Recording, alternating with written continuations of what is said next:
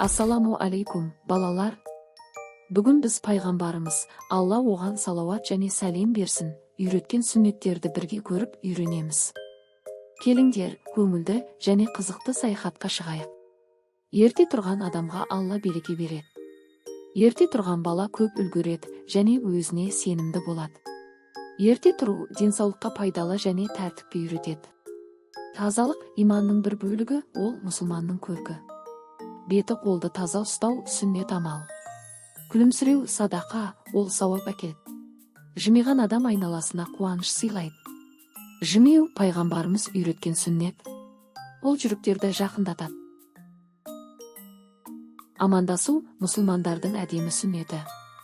Алдымен амандасқан адам сауап алады. Ассаламу алейкум айту жүректерді жақындатады. Әрбір жақсы істі оң жақтан бастау сүннетке сай амал. Оң қолмен, оң аяқпен. Оңмен бастаған іс оңай әрі сәтті болады. Тамақты бисмиллах деп бастау берекенің кілті. Бисмиллах айтқанда Алла ісімізге көмектеседі.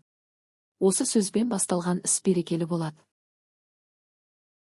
Білім алу ертеңге жол ашатын кілт. Кітап оқу үлкен армандарға жетелейді. Құран оқу жүрекке тыныштық сыйлайды.